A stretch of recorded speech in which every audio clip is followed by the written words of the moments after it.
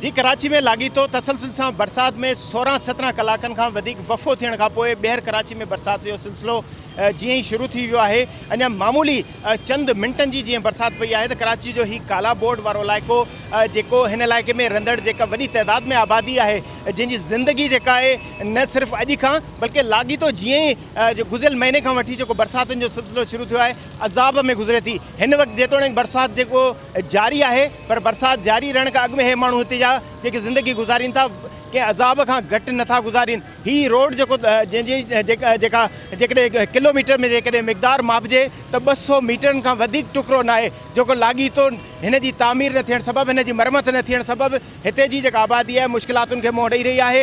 ही रोज़ जो मामूल आहे। हिते रोज़ानू केतिरा ई रिक्शा बि ऊंधा थियनि था ऐं जेके हिन गाॾियुनि में जेके हिते सवार जेके माण्हू आहिनि उहे केतिरी तकलीफ़ सां हिते सफ़र कंदा हूंदा। ही रोड रुगो काला बोर्ड जे इलाइक़े जे वासियुनि जो रोड न आहे, पर ही इलाइक़ो एयरपोर्ट खां जेका पूरे सूबे जे तरफ़ जेको वेंदड़ रस्तो आहे, सुपर हाईवे जो लिंक रोड हुजे, ठटे जो रोड हुजे, स्टील मिल हुजे, या गुलशन हदीद जी आबादी हुजे, या मलीर जेको मेमण ॻोठ जी आबादी हुजे, या क़ाइदाबाद या इन पासे जी जेका आबादी आहे उहे हितां खां रोज़ सफ़र करे थी। कीअं सफ़र करे थी? हिननि जी ज़िंदगी कंहिं अज़ाब खां घटि न आहे, कंहिं मुश्किलात खां घटि न आहे। ही पुलिस राति खां वधीक तकलीफ़दार रस्तो जेको नज़र अचे थो, जंहिंमें माण्हू पंहिंजा कपिड़ा बदबूदार पाणी में भिॼोईंदे हितां खां क्रॉस कनि था रस्तो, ऐं गाॾियुनि में जेके गुज़र कंदड़ जेके माण्हू आहिनि उहे कहिड़ी तकलीफ़ खे मुंहुं ॾियनि था। इन जो बख़ूबी अंदाज़ो हिन फुटेज मां लॻाए सघिजे थो त हुननि जी ज़िंदगी कहिड़े अजरनि अंदाज़ में गुज़रे थी। पर हुकूमत जिते दावाऊं करे थी हिन इलाइक़े में, जिते ओवरहेड ब्रिज जेके ठाहिण जूं ॻाल्हियूं कयूं थी वञनि, हिन रोड खे जेको नए सिर तामीर करण जूं ॻाल्हियूं कयूं थी वञनि, पर हिन दावा खे केतिरा ई महीना लॻभॻि 1 साल जो अरसो गुज़री चुको आहे,